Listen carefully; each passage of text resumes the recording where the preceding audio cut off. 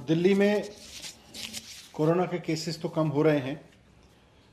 जैसे जैसे दूसरा वेव अब नीचे आ रहा है, दिल्ली में कोरोना के केसेस भी कम हो रहे हैं, डेथ्स भी कम हो रही हैं, साथ साथ हॉस्पिटल्स के ऊपर भी प्रेशर कम हुआ है।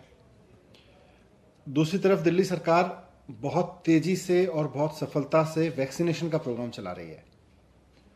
जितनी भी वैक्सीन उपलब्ध हो पा रही है, सारी की सारी वैक्सीन बहुत तेज़ी से हमारी कोशिश है कि लोगों को लगा दी जाए ताकि हर व्यक्ति को सुरक्षित किया जा सके। हमारे लिए एक वैक्सीन किसी व्यक्ति को लगाने का मतलब सिर्फ इतना नहीं है कि कोई डेटा हमारा क्रिएट हो रहा है, बल्कि हमारे लिए जैसे ही एक व्यक्ति को वैक्सीन लगती है तो ये हमारे लिए एक अवसर है कि हम उस व्यक्ति को सुरक्षित कर दें कोरोना से खतरे से। तो एक एक वैक्सीन को हम इस भाव के साथ लगा रहे हैं कि हम जितना जल्दी हो सके उतना जल्दी एक एक व्यक्ति को कोरोना से सुरक्षित कर सकें, उसकी सिक्योरिटी विंग में ले सकें। पर समस्या सप्लाई को लेके है। सप्लाई हम समझते हैं, जिसको मैंने पहले भी उठाया, कि एक्सपोर्ट कर दी गई इसलिए गलती हुई, और उस एक्सपोर्ट की वजह से, विदेशों में बेचने की वजह से आज भारत में वैक्सीन की तंगी है। पर फिर भी अब जितनी वैक्सीन लगातार बन रही है उसके हिसाब से जो हमें सप्लाई मिल रही है उसको लेके भारत सरकार की एक चिट्ठी आई है हमारे पास कल, जिसमें भारत सरकार ने कहा है कि हमें अब मई के महीने में 45+ एज ग्रुप के लिए जो वैक्सीन मिल रही है उसकी तो 3,82,000 डोज मिलने वाली हैं। मई के महीने में 3.83 लाख मिल जाएंगी। लेकिन मई के महीने में 18 से 44 साल की उम्र के लोगों के लिए और कोई वैक्सीन हमको अब नहीं मिलेगी।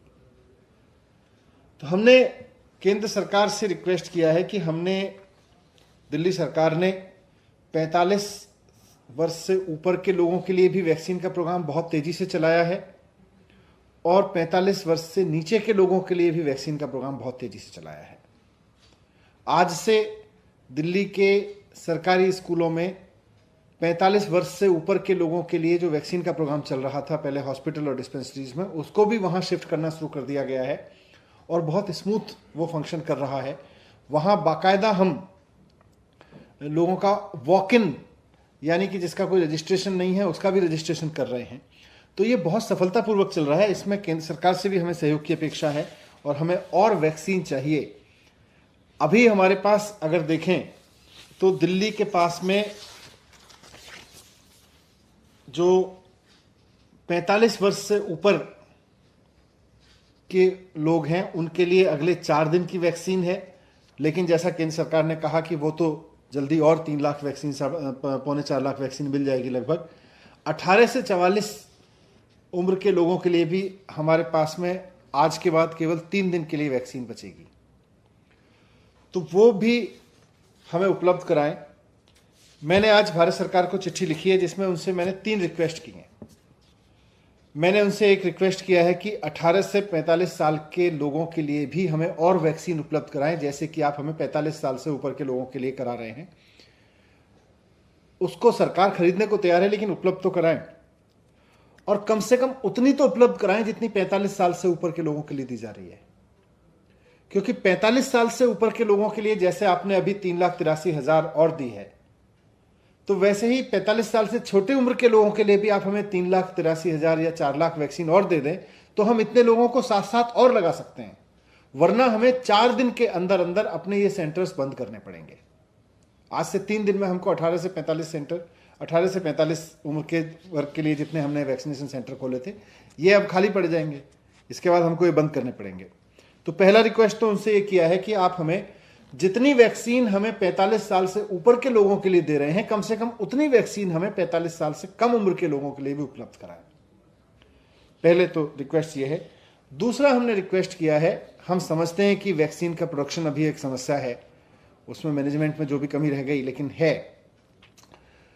जितनी भी वैक्सीन देश में अब बन रही है, दोनों कंपनियां जितनी वैक्सीन बना रहे हैं, उसका एलोकेशन केंद्र सरकार कर रही है।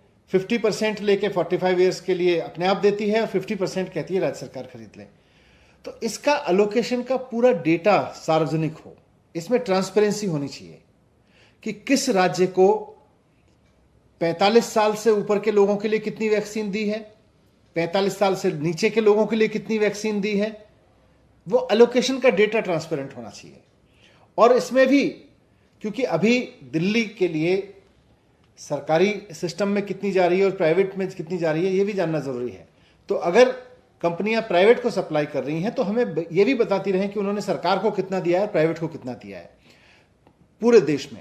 तो ये पूरे देश का ये डेटा सार्वजनिक रहे, किस राज्य को कितनी वैक्सीन मिल रही है, उसमें से कितनी सरकारी सिस्टम को मिल रही है, कितनी प्राइवेट सिस्टम को मिल रही है, ये सार्वजनिक होना बहुत ज़रूरी है। इसमें ट्रांसपेरेंसी होना बहुत ज़रूरी है।